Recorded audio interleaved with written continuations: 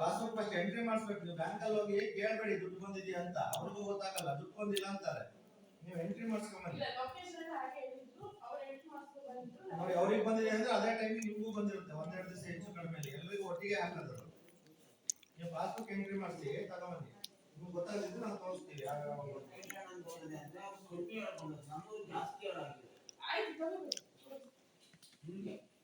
Passbook entry ಮಾಡಿಸ್ಕೊಂಬನ್ನಿ ನೋಡೋಣ. ಅವ್ರ first ಬಂದಿಲ್ಲ.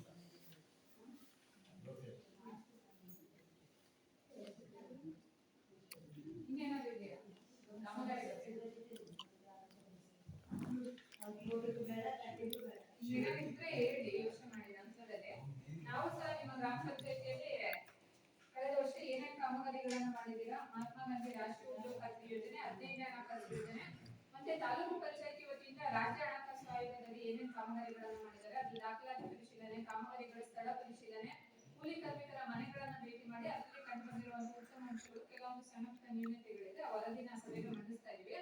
ಈ ನರೇಗಾ ಯೋಜನೆಯಲ್ಲಿ ನಿಮ್ಮ ಗ್ರಾಮ ಪಂಚಾಯತಿ ವತಿಯಿಂದ ಏನು ಕಳೆದ ವರ್ಷ ಕಾಮಗಾರಿಗಳನ್ನು ಮಾಡಿದ್ದಾರೆ, ಅದು ದಾಖಲಾತಿಯನ್ನು ಉತ್ತಮವಾಗಿ ನಿರ್ವಹಣೆ ಮಾಡಿದ್ದಾರೆ. ಕಾಮಗಾರಿ ಸ್ಥಳದಲ್ಲೂ ಅಷ್ಟೇ ಉತ್ತಮವಾಗಿರುವಂತಹ ಕೆಲಸಗಳನ್ನ ನಿರ್ವಹಣೆ ಮಾಡಿರುವಂತದ್ದು ಕಂಡು ಬಂದಿರುತ್ತದೆ. ಇದರಲ್ಲಿ ಯಾವುದೇ ರೀತಿ ಹಣಕಾಸಿನ ದುರುಪಯೋಗ ಆಗಲಿ ಅಥವಾ ಲೋಪದೋಷಗಳಾಗಿರೋದು ಯಾವುದೂ ಸಹ ಕಂಡು ಬಂದಿರುವುದಿಲ್ಲ. ಏನೇನು ಉತ್ತಮ ಅಂಶಗಳನ್ನ ನಿರ್ವಹಣೆ ಮಾಡಿದ್ದಾರೆ ಅಂತಂದ್ರೆ, ಒಂದು ದಾಖಲಾತಿಯನ್ನ ಮಾಡ್ಬೇಕಂದ್ರೆ ಒಂದು ಯಾವ್ದಾದ್ರು ಉದಾಹರಣೆಗೆ ಒಂದು ಕೊಟ್ಟಿಗೆ ಕೆಲಸ ಮಾಡಿದ್ದೀರಾ ಅನ್ಕೊಳ್ಳಿ, ಸರ್ಕಾರದ ಆದೇಶ ಇದೆ ಆ ಕನ್ನಡದಲ್ಲಿ ಇಂಥ ದಾಖಲಾತಿಗಳನ್ನ ನಿರ್ವಹಣೆ ಮಾಡ್ಬೇಕು ಅಂತಿದೆ. ಅದಕ್ಕೆ ಅನುಗುಣವಾಗಿ ನಿಮ್ಮ ಗ್ರಾಮ ಪಂಚಾಯತಿಯಲ್ಲಿ ಏನೇನು ದಾಖಲಾತಿಗಳನ್ನ ನಿರ್ವಹಣೆ ಮಾಡಿದ್ದಾರೆ ಅಂತಂದ್ರೆ, ಏನೇ ಒಂದು ಕಾಮಗಾರಿಗಳನ್ನ ಅನುಷ್ಠಾನ ಮಾಡ್ಬೇಕು ಅಂತಂದ್ರೆ ಜಿಲ್ಲಾ ಪಂಚಾಯತಿ ವತಿಯಿಂದ ಮೊದಲನೇದಾಗಿ ಕ್ರಿಯಾ ಯೋಜನೆ ಅನುಮೋದನೆ ಆಗ್ಬೇಕು ಅಂತಿದೆ, ನರೇಗಾ ಯೋಜನೆ ಅಡಿಯಲ್ಲಿ. ಸೊ ಅದೆಲ್ಲಾ ಕಾಮಗಾರಿಗಳ ಕ್ರಿಯಾ ಯೋಜನೆ ಅನುಮೋದನೆ ಆಗಿರುತ್ತದೆ. ಅಂದಾಜು ಪಟ್ಟಿಗಳನ್ನ ತಯಾರಿಸಬೇಕು ಅಂತಿದೆ, ಅದರಲ್ಲಿ ತಾಂತ್ರಿಕ ಮಂಜೂರಾತಿ ಮತ್ತೆ ಆಡಳಿತಾತ್ಮಕ ಮಂಜೂರಾತಿ ಸಂಖ್ಯೆ ಇರಬೇಕು ಅಂತಿದೆ, ಅದನ್ನ ಉತ್ತಮವಾಗಿ ನಿರ್ವಹಣೆ ಮಾಡಿರ್ತಾರೆ. ಕಾಮಗಾರಿ ಪ್ರಾರಂಭ ಪತ್ರವನ್ನ ನಿರ್ವಹಿಸಬೇಕು ಅಂತಿದೆ, ನಿರ್ವಹಣೆ ಆಗಿರುತ್ತದೆ. ಮತ್ತೆ ಉದ್ಯೋಗಾರ್ಥಿ ಯೋಜನೆ ಅಡಿಯಲ್ಲಿ ನಮಗೆ ಕೆಲಸ ಕೊಡಿ ಅಂತ ನಮೂನೆ 6ರಲ್ಲಿ ನೀವೇನು ಅರ್ಜಿನ ಕೊಡ್ತೀರಾ, ಆ ಅರ್ಜಿ ಪ್ರತಿನ ಕಡತದಲ್ಲಿ ನಿರ್ವಹಣೆ ಮಾಡಬೇಕು. ಮತ್ತೆ ಇಂಥ ದಿನ ಕೆಲಸಕ್ಕೆ ಬನ್ನಿ ಅನ್ನೋದಕ್ಕೆ ಗ್ರಾಮ ಪಂಚಾಯತಿ ವತಿಯಿಂದ ವೈಯಕ್ತಿಕ ನೋಟಿಸ್ ಮತ್ತೆ ಸಾರ್ವಜನಿಕ ನೋಟಿಸ್ ಅನ್ನ ಕೊಡಬೇಕು ಅಂತಿದೆ, ಅದು ಸಹ ಉತ್ತಮವಾಗಿ ನಿರ್ವಹಣೆ ಮಾಡಿರ್ತಾರೆ. ಇನ್ನು ನೀವೇನ್ ಕೆಲಸಕ್ಕೆ ಬರ್ತೀರಲ್ಲ, ಪ್ರತಿದಿನ ಹಾಜರಾತಿ ಆಗ್ತಿರಲ್ವಾ, ಕೆಲಸಕ್ಕೆ ಬಂದಂತ ಸಂದರ್ಭದಲ್ಲಿ ಆ ಪ್ರತಿದಿನ ಕಡತದಲ್ಲಿ ನಿರ್ವಹಣೆ ಮಾಡಬೇಕು ಅಂತಿದೆ, ಅದು ಸಹ ಉತ್ತಮವಾಗಿ ನಿರ್ವಹಣೆ ಮಾಡಿರ್ತಾರೆ. ನೀವು ಎಷ್ಟು ಮಾನವ ದಿನಗಳ ಕೆಲಸಗಳನ್ನ ಮಾಡಿರ್ತೀರ ಅದನ್ನ ಆನ್ಲೈನ್ಗೆ ಎಂಟ್ರಿ ಮಾಡ್ತಾರೆ. ಆನ್ಲೈನ್ಗೆ ಎಂಟ್ರಿ ಮಾಡಾದ್ಮೇಲೆ MIS ಪ್ರತಿ ಅಂತ ಒಂದು ಪ್ರತಿ ಬರುತ್ತೆ, ಅದನ್ನು ಸಹ ಕಡತದಲ್ಲಿ ನಿರ್ವಹಣೆ ಮಾಡಬೇಕು ಅಂತಿದೆ, ನಿರ್ವಹಣೆ ಆಗಿರುತ್ತೆ. ಕೆಲಸ ಮಾಡುವಂತ ಸಂದರ್ಭದಲ್ಲಿ ಯಾರು ಬಂದು ಕಾಮಗಾರಿ ಸ್ಥಳ ಪರಿಶೀಲನೆ ಮಾಡ್ತಾರೆ, ಕೆಲಸ ಮಾಡ್ತಿರ್ತೀರಲ್ಲ ಅವಾಗ ಯಾರೋ ಒಬ್ರು ಬಂದು ಕಾಮಗಾರಿ ಎಷ್ಟು ಪ್ರಮಾಣದಾಗಿದೆ ಅನ್ನೋದನ್ನ ಪರಿಶೀಲನೆ ಮಾಡ್ತಾರೆ. ಯಾರು ಬರ್ತಾರೆ, ಕೆಲಸಕ್ಕೆ ಹೋಗ್ತಿರಲ್ಲ ನೀವೆಲ್ಲರೂ, ಕೆಲಸ ಮಾಡೋ ಜಾಗದಲ್ಲಿ ನಾಳೆಲ್ಲ ಬರ್ತಾರೆ. ಮತ್ತೆ ಯಾರು ಬರ್ತಾರೆ, ಸೆಕ್ರೆಟರಿ ಬರ್ತಾರೆ. ಮತ್ತೆ ಇವರು ನೋಡ್ಲಿಲ್ಲ ನೀವೆಲ್ಲ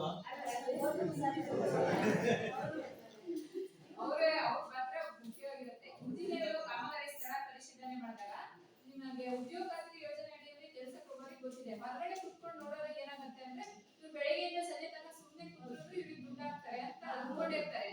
ಆದ್ರೆ ಬೆಳಗ್ಗೆಯಿಂದ ಸಂಜೆ ತನಕ ಕುಂತು ಅದಕ್ಕೆ ನೀವು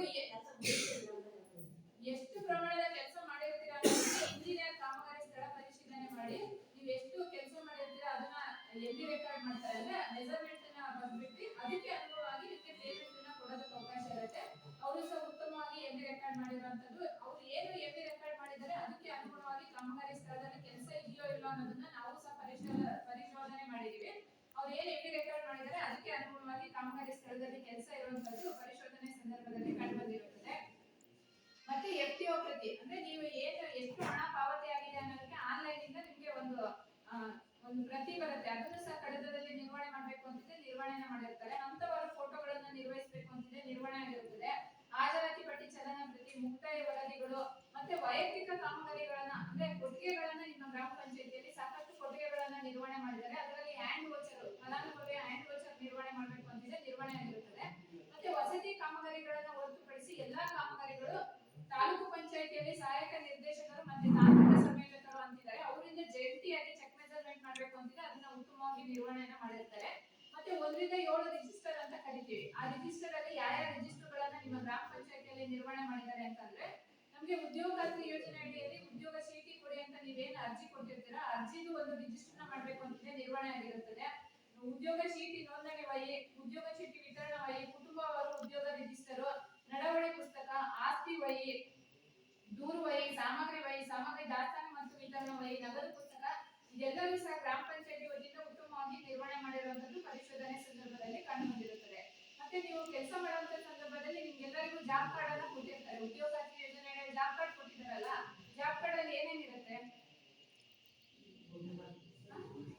ಓದಿದ್ರೆ ಬೇಡ, ಜಾಬ್ ಕಾರ್ಡ್ ನೋಡಿದ ಕೂಡ ಅದ್ರಲ್ಲಿ ಏನಿರುತ್ತೆ?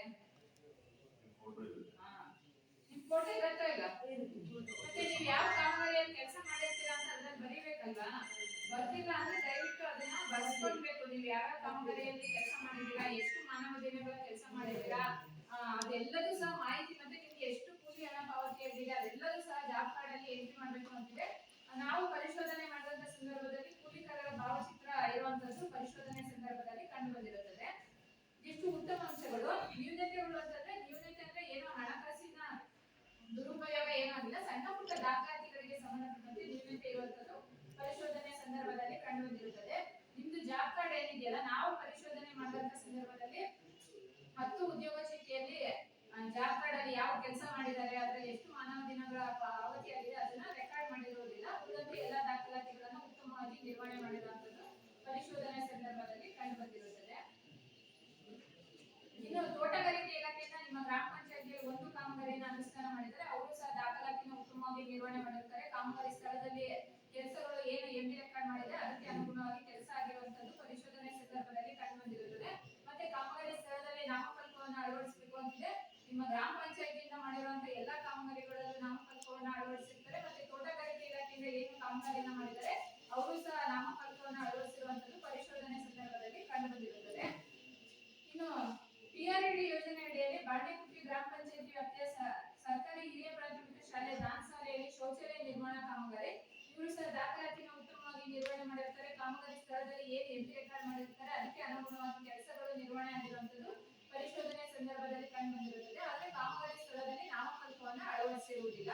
ಇದಿಷ್ಟು ನಿಮ್ಮ ಗ್ರಾಮ ಪಂಚಾಯತಿಯಲ್ಲಿ ನರೇಗಾ ಯೋಜನೆ ಅಡಿಯಲ್ಲಿ ಮಾಡಿರುವಂತಹ ಕಾಮಗಾರಿಯಲ್ಲಿ ಕಂಡು ಬಂದಿರುವಂತಹ ಅಂಶಗಳು.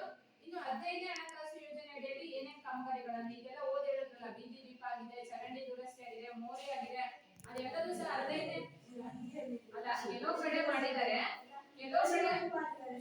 ಕೆಲವು ಭಾಗದಲ್ಲಿ ಮಾಡಿರುವಂತಹ ಕಾಮಗಾರಿಗಳು ಏನ್ ಮಾಡಿದ್ದಾರೆ ಅದರಲ್ಲಿ ಕಂಡು ಬಂದಿರುವಂತಹ ಉತ್ತಮ ಅಂಶಗಳು ಅಂತಂದ್ರೆ, ನಿಮ್ಮ ಗ್ರಾಮ ಪಂಚಾಯತಿ ವತಿಯಿಂದ ಏನೇ ಒಂದು ಖರ್ಚು ವೆಚ್ಚಗಳನ್ನ ಮಾಡಿದ್ರು ಸಹ ಅದು ನಗದು ಪುಸ್ತಕನ ನಿರ್ವಹಣೆ ಮಾಡಬೇಕು ಅಂತಿದೆ, ನಿರ್ವಹಣೆ ಆಗಿರುತ್ತದೆ. ಆಸ್ತಿ ವಹಿ, ಸಾಮಗ್ರಿ ದಾಸ್ತಾನು ಮತ್ತು ವಿತರಣಾ ವಹಿನ ನಿರ್ವಹಣೆ ಮಾಡಬೇಕು ಅಂತಿದೆ, ನಿರ್ವಹಣೆ ಆಗಿರುತ್ತದೆ. ಎಲ್ಲಾ ಕಾಮಗಾರಿಗಳು ಕ್ರಿಯೋಜನೆ ಅನುಮೋದನೆ ಆಗಬೇಕು ಅಂತಿದೆ, ನಿರ್ವಹಣೆ ಆಗಿರುತ್ತದೆ. ಇಲ್ಲೂ ಸಹ ಎಸ್ಟಿಮೇಟ್ ಗಳನ್ನ ತಯಾರಿಸಬೇಕು, ಅದರಲ್ಲಿ ತಾಂತ್ರಿಕ ಮಂಜೂರಾತಿ ಸಂಖ್ಯೆ ಇರಬೇಕು ಅಂತಿದೆ, ನಿರ್ವಹಣೆ ಆಗಿರುತ್ತದೆ. ಗುತ್ತಿಗೆದಾರರ ಮೂಲಕ 15ನೇ ಹಣಕಾಸು ಯೋಜನೆ ಅಡಿಯಲ್ಲಿ ಕೆಲಸನ ಮಾಡಬಹುದು. ನರೇಗಾ ಯೋಜನೆ ಅಡಿಯಲ್ಲಿ ಮಾಡಕ್ಕೆ ಅವಕಾಶ ಇದೆ ಗುತ್ತಿಗೆದಾರರ ಮೂಲಕ? ಯಾರಿಗೋ ಕಾಂಟ್ರಾಕ್ಟ್ ಕೊಟ್ಟು ಮಾಡಬಹುದಾ? ಉದ್ಯೋಗ ಖಾತ್ರಿ ಯೋಜನೆ ಅಡಿಯಲ್ಲಿ ಮಾಡಕ್ಕೆ ಅವಕಾಶ ಇಲ್ಲ. 15ನೇ ಹಣಕಾಸು ಯೋಜನೆ ಅಡಿಯಲ್ಲಿ ಮಾಡೋದಕ್ಕೆ ಅವಕಾಶ ಇದೆ. ಗುತ್ತಿಗೆದಾರರ ಮೂಲಕ ಕೆಲಸಗಳನ್ನ ನಿರ್ವಹಣೆ ಮಾಡಿರ್ತಾರೆ. 15ನೇ ಹಣಕಾಸು ಯೋಜನೆ ಅಡಿಯಲ್ಲಿ ಸಿಸಿ ಬಿಲ್ಗಳನ್ನ ನಿರ್ವಹಿಸಬೇಕು, ಅದರಲ್ಲಿ ಪಿಡಿಒ ಅಧ್ಯಕ್ಷ ದೃಢೀಕರಣ ಇರಬೇಕು ಅಂತಿದೆ, ನಿರ್ವಹಣೆ ಆಗಿರುತ್ತದೆ. ಎಂಬಿ ರೆಕಾರ್ಡ್ ಮಾಡಬೇಕು, ಇವರು ಸಹ ಇಂಜಿನಿಯರ್ ಪರಿಶೋಧನೆ ಮಾಡಿ ಎಂಬಿ ರೆಕಾರ್ಡ್ ಮಾಡಬೇಕು, ಅದರಲ್ಲಿ ಚೆಕ್ ಮೆಜರ್ಮೆಂಟ್ ಆಗಬೇಕು ಅಂತಿದೆ, ನಿರ್ವಹಣೆ ಆಗಿರುತ್ತದೆ. ಮುಕ್ತಾಯ ವರದಿಗಳನ್ನ ನಿರ್ವಹಣೆ ಮಾಡಬೇಕು ಅಂತಿದೆ, ನಿರ್ವಹಣೆ ಆಗಿರುತ್ತದೆ. ಇನ್ನು ಖರೀದಿಗೆ ಸಂಬಂಧಪಟ್ಟಂತೆ 10,000 ಒಳಗಡೆ ಖರೀದಿ ಮಾಡಿದ್ರೆ ವೋಚರ್ ಗಳನ್ನ ನಿರ್ವಹಿಸಬೇಕು. 10,000ಕ್ಕಿಂತ ಮೇಲ್ಗಡೆ ಖರೀದಿ ಮಾಡಿದ್ರೆ ದರಪಟ್ಟಿ ಪ್ರಕಟಣೆ, ಕೊಟೇಶನ್, ಕಂಪೇರಿಟಿವ್ ಸ್ಟೇಟ್ಮೆಂಟ್, ಸಾಮಗ್ರಿ ಸರಬರಾಜು ಆದೇಶ ಮತ್ತೆ ವೋಚರ್ ಗಳನ್ನ ನಿರ್ವಹಿಸಬೇಕು ಅಂತಿದೆ. ಉತ್ತಮವಾಗಿ ಗ್ರಾಮ ಪಂಚಾಯತಿ ವ್ಯಾಪ್ತಿಯಲ್ಲಿ ನಿರ್ವಹಣೆ ಆಗಿರುತ್ತದೆ. ಅದರಲ್ಲಿ ಪಿಡಿಒ ಅಧ್ಯಕ್ಷರು ದೃಢೀಕರಣ ಇರಬೇಕು, ಮತ್ತೆ ಬಿಲ್ ಸೃಜಿಸಿದ ದಿನಾಂಕ ಇರಬೇಕು ಅಂತಿದೆ, ನಿರ್ವಹಣೆ ಆಗಿರುತ್ತದೆ. ಕಾಮಗಾರಿಗಳಿಂದ ಗ್ರಾಮಸ್ಥರಿಗೆ ಅನುಕೂಲ ಆಗಿದೆ ಅನ್ನೋದನ್ನ ಪರಿಶೋಧನೆ ಸಂದರ್ಭದಲ್ಲಿ ಗ್ರಾಮಸ್ಥರು ಮಾಹಿತಿನ ನೀಡಿರ್ತಾರೆ. ಇನ್ನು ಕೆಲವೊಂದು ನ್ಯೂನತೆಗಳಿದೆ, ಅದನ್ನ ಸಭೆಗೆ ಮಂಡಿಸ್ತಾ ಇದೀವಿ.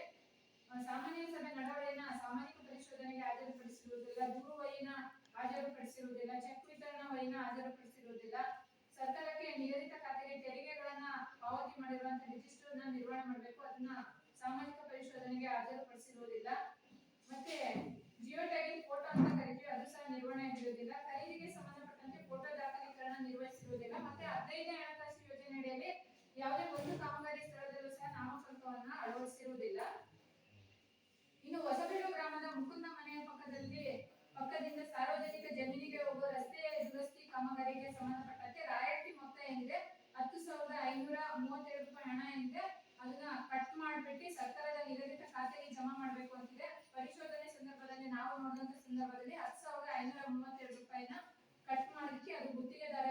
ಪಾವತಿಯಾಗಿರುತ್ತದೆ. ಹಾಗಾಗಿ 10,532 ರೂಪಾಯಿ ಏನಿದೆ ಅದನ್ನ ವಸೂಲಾತಿಗೆ ಗುರುತಿಸಿದ್ದೀವಿ. ಇನ್ನು ದಾನಸಾಲೆ ಗ್ರಾಮದ ಬಸಪುರ